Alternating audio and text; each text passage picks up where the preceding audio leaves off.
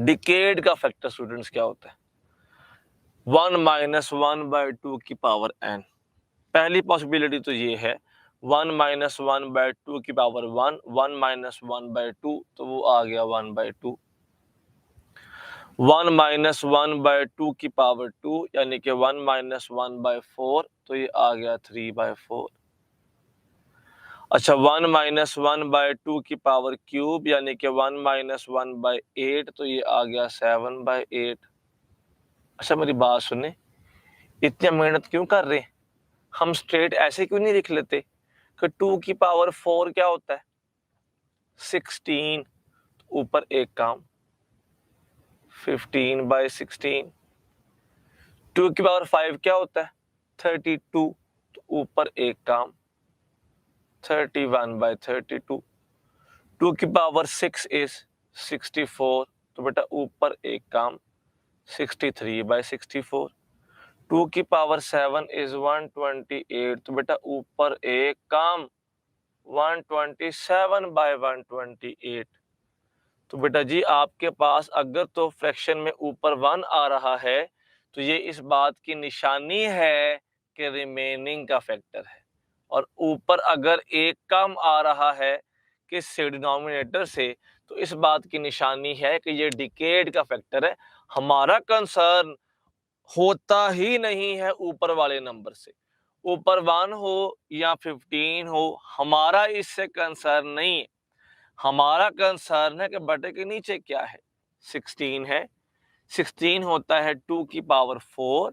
इसका मतलब है कि 4 हाफ लाइव्स गुजरी होंगी। इसका बहुत सीधा सीधा मतलब ये है कि 4 हाफ लाइव्स पास हुई होंगी। अच्छा जी, डिकेड परसेंटेज क्या होती है? 50 तो रिमेनिंग रह गई थी, तो फिर 50 डिके हुई होगी। 3/4 का मतलब है 75%। इसका निकालने का बड़ा सा तरीका एक और भी है। 100 में से आप अनडिकेड को माइनस करते रहे। 25 निकाला, बचा 75। 12.5 निकाला, बचा 87.5। 6.25 निकाला, बचा 93.75। 3.125 निकाला, बचा 96.875। 1.56 निकाला, तकरीबन बचा 98.44 कह लें। 0.78 निकाला तो तकरीबन जो डिके बेटा जी हो गया वो हो गया 99.22। तभी तो कह रहा हूं कि 7 में तकरीबन डिके हो जाता है। बाकी जो पोर्शन है उसको बहुत देर लगती है, क्योंकि उसका फिर बचता रहेगा। जीरो होने में तो लातादाद वक्त लग जाता है। कुछ फार्मूलाज बड़े इंपॉर्टेंट भी हैं, जैसे कि half life is also equal to total time by number of half lifes. इसको यूं भी लिख सकते हैं आप कि number of half lifes is total time by half life. इसको यूं भी लिख सकते हैं आप कि total time is number of half lifes into half life. एक और भी होता है, हम पढ़ते हैं half life is equal to natural log of 2 bye decay constant, जिसे आप कहते हैं 0.693 बाय डिके कांस्टेंट। और स्टूडेंट्स एक होता है एवरेज लाइफ, जिसको आप मीन लाइफ भी कह रहे होते हैं। रेसिप्रोकल ऑफ डिके कांस्टेंट होता है। ये बन जाता है हाफ लाइफ बाय 0.693, जो तकरीबन आ जाता है 1.44 हाफ लाइफ, ऑलमोस्ट इतना 1.44 हाफ लाइफ। स्टूडेंट्स इनसे बाहर ना बेटा हाफ लाइफ का एमसीक्यू नहीं आ सकता इंशाल्लाह। सबसे पहले अगर देखा जाए, वो कहता है 2 घंटों में 7/8 तो डिके हो चुका है, तो बताइए फिर हाफ लाइफ कितनी है? क्या हाफ? हाँ जी, 3 क्या बेटा? मैंने हाफ लाइफ पूछी है बेटा, टाइम पूछा है।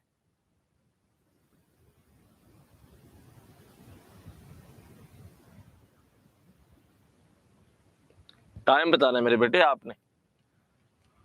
मैंने आपसे पहले कहा था हमारा कंसर्न ऊपर से नहीं होता, 8 को देखें। 8 का मतलब है 2 की power 3, 3 half lives have been passed, N पता है, टोटल टाइम पता है, हाफ लाइफ होता है total time by N, 2 hours का मतलब है 120 minutes by 3 is equal to 40 minutes. So option is this one. Student साथ ही एक और पूछते,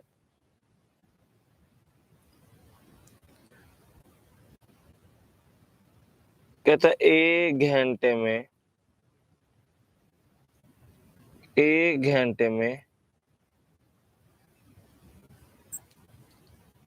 15/16 डिकेड हो चुका है, बताइए 127/128 कितनी देर में डिके होगा? कितनी देर में डिके होगा? 2 hours, 1 hour, 1 hour 30 minutes, 1 hour 45 minutes। बेटा जी देखें 15/16, 16 का मतलब क्या हो गया? 2 की पावर 4, मतलब 4 हाफ लाइफ गुजर गई हैं 1 घंटे में। बेटा पहले तो निकालें हाफ लाइफ। हाफ लाइफ होता है total time by N, total time में 60 मिनट्स, एन इज 4, तो बेटा हाफ लाइफ आ गई 15 मिनट्स। कहता बताएं इसका कितना टाइम लगेगा?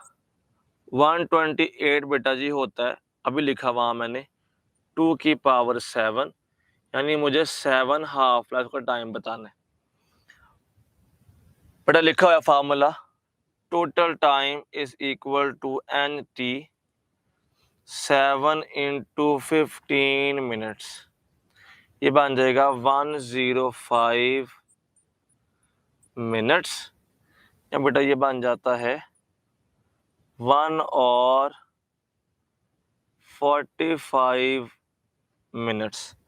सो करेक्ट ऑप्शन इज, आप खुद सोचे ना, 15 मिनट की एक हाफ लाइफ है, 7 कब गुजरेंगी? 15 15 15 15 घंटा हो गया, 15 15 15 1 घंटा 45 मिनट। ठीक है बेटा, जनरली ऐसे एमसीक्यू जो तो बड़े मुश्किल हैं, इस तरह का ज्यादातर पूछा जाएगा आपसे।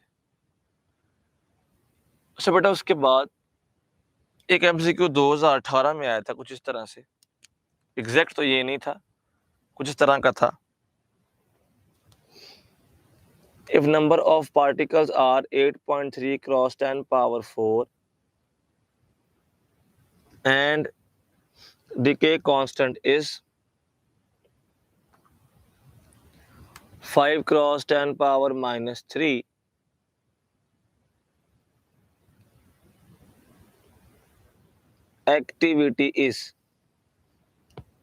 एक्टिविटी कितनी है?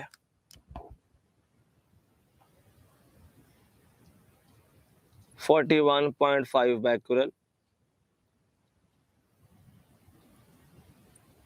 415 बैक्यूरल, 469 बैक्यूरल, 0.4 बैक्यूरल। बेटा एक्टिविटी के लिए आप दोनों को बेटा मल्टीप्लाई करना होता है। 4 - 3 बेटा जी बन जाएगा 1, 10 की पावर 1 इंटू 8.3 इज 83। तो बेटा एक्टिविटी सिंपल आ गया 83 × 5 जो बन जाएगा 415 बैक्यूरेल, कुछ ऐसा आ जाएगा बेटा।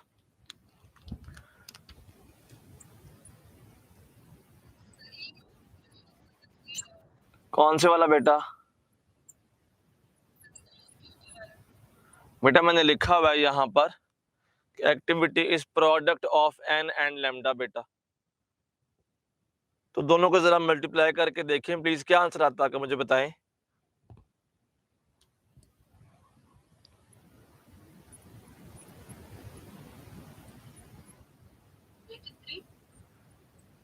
एट 8.3 क्रॉस 10 पावर 5 को बेटा मल्टीप्लाई करें 5 क्रॉस 10 पावर -3 से।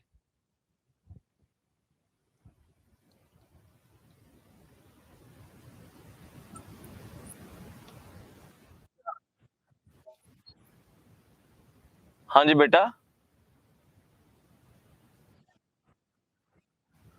बेटा लास्ट का एग्जैक्ट नहीं याद बेटा जी, एग्जैक्ट तो नहीं याद, ये बेटा 2018 में आ चुका है अलबत्ता।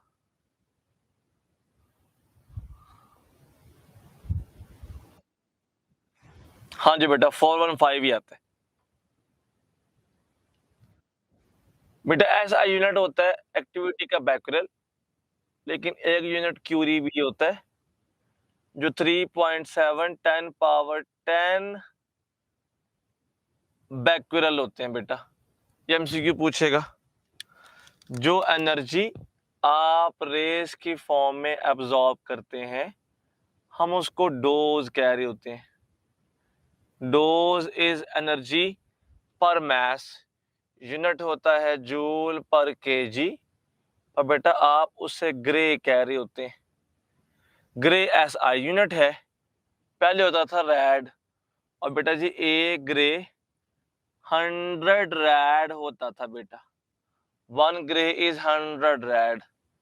पर फिर आपने देखा क्योंकि हर पार्ट की सेंसिटिविटी तो अलग अलग होती है, तो फिर डोज से बेहतर है कि हम ना हर पार्ट को देखें। फिर आगे इक्विवेलेंट डोज, इसमें हम डोज के साथ मल्टीप्लाई करते थे आरबीई को। आरबीई इज रिलेटिव बायोलॉजिकल इफेक्टिवनेस, बेटा इसका यूनिट होता है सिवर्ट, तो इक्वल होता है 100 रैम के। रैम बेटा ओल्ड यूनिट है, सिवर्ट एसआई यूनिट है। अगर तो बेटा जी आप अपनी बात करें तो नॉर्मल ह्यूमन बीइंग जो बैकग्राउंड रेडिएशंस की फॉर्म में अब्जॉर्ब कर रहा होता है वो 2 मिलीसीवर्ट होती है पर ईयर। लेकिन जो लोग न्यूक्लियर प्लांट्स पे काम कर रहे होते हैं बेटा, जो लोग जॉब्स ही वहां कर रहे होते हैं, वो लोग 1 मिलीसीवर्ट अब्जॉर्ब कर रहे होते हैं पर वीक। और बहुत ज्यादा एब्जॉर्प्शन ऑफ रेस से बचे, loss of hair, ulceration, protein destroy, हमारे पास डिस्ट्रॉय होगा जेनेटिक मटेरियल, इस तरह के साइड, या मैं अगर मैं यूं कहूं इस तरह के इफेक्ट्स सामने बेटा आ रहे होते हैं। तो बेटा जी टॉपिक को ना आपने बायोलॉजिकल वाले को डिटेल से एक बार प्लीज रीड कर लेना।